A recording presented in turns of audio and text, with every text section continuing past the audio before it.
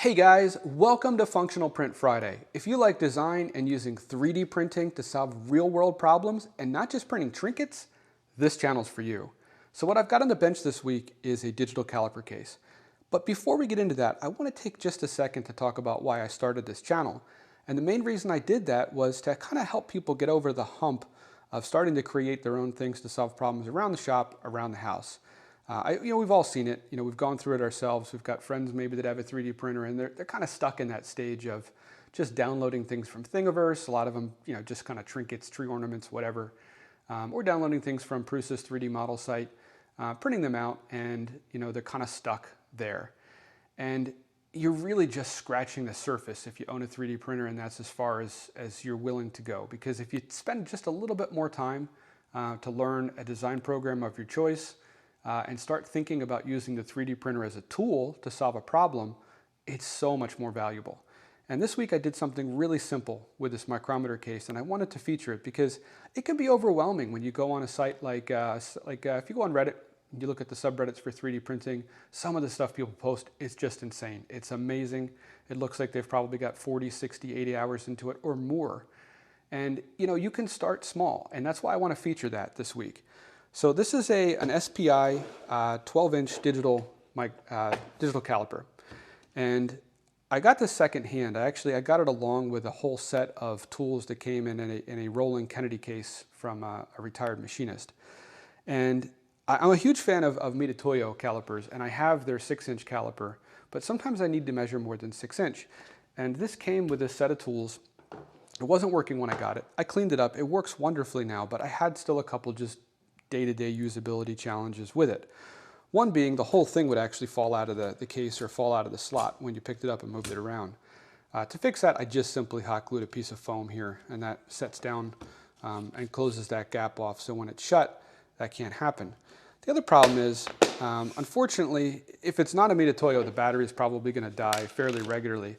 And that's one of the reasons probably why there's a slot for the battery in the case, but every single darn time I pick this thing up and move it, the battery falls out of the hole. So my user experience with these calipers is every time I open the case, I pick the battery up and I drop it back in the hole.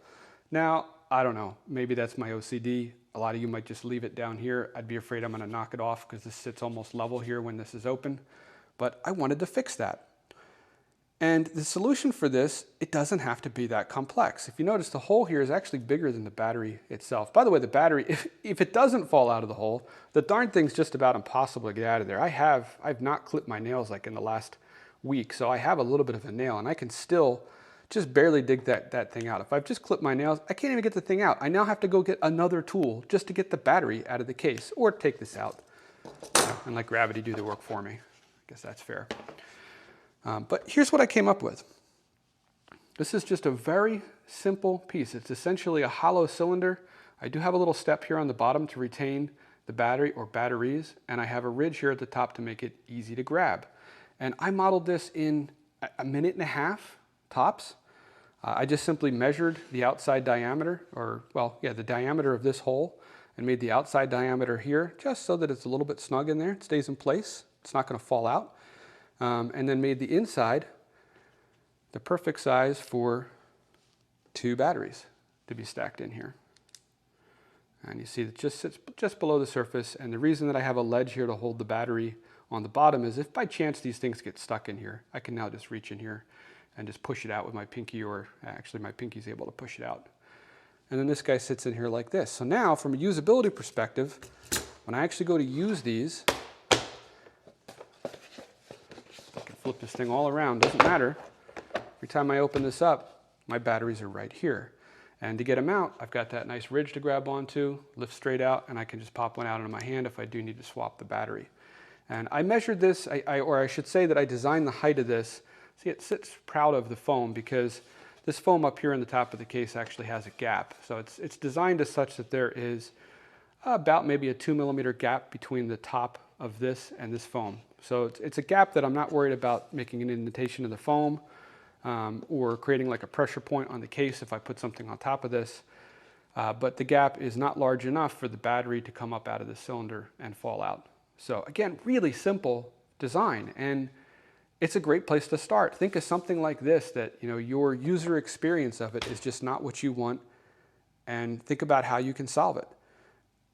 Yeah, I mean, sure, it took me a minute and a half to do this. If I had no experience in 3D modeling, like if it was literally the first time I opened up Fusion 360 or SketchUp, it might take me an hour to model this, right? There's certainly a learning curve to it, but once you get those basics down and trying to solve something that's not complex like this, you can just keep building on that and make more and more complex things, and you really start to think about the 3D printer as a tool. So let's go take a look at the design for this. It's probably a little bit difficult to see some of the design functions I talked about there, just looking at the piece since it's so small. So let me just open it up and show it to you in SketchUp. So here's the design for this, and it really is quite simple. And in fact, it's more complex than it needs to be. If you were starting in 3D modeling, this could truly be as simple as a cylinder that is hollow in the center. So an outside diameter that fit for that foam cutout in the case, and an inside diameter that's just a little bit bigger than the outside diameter of the batteries for the caliper. I went ahead and just added this ridge on the bottom so that the batteries can't fall out of the bottom. And I went and I added this feature here at the top to make it easy to grab this with my thumb and forefinger since it's proud of the foam, and just pull it out to easily access it. I hope this helped you out. Maybe you'll do the same thing for a case that you've got for your digital caliper. If it's the foam type to store your batteries, you could probably actually just take this same design and even just mess with the sizes in your slicing program to accommodate if you're not comfortable doing any of your own design work yet, or if you happen to have an SPI caliper, this is probably an exact fit. In any case, I really hope that this is reaching folks, that this channel is reaching folks that are looking to kind of get over that hump, because it unlocks a whole new world, again, when you start to think about your 3D printer as a tool. So if you've got a friend that maybe just got started in 3D printing, share this channel with them. And if you got something out of this, please consider hitting the like button, hit the subscribe button. I put out a new video every Friday. The designs are usually a bit more complex than this, but I focus on something that I designed to solve a problem around the house or around the shop, or someone else's design that I was able to take and solve a problem for myself. Thanks again, guys, and I'll catch you next Friday.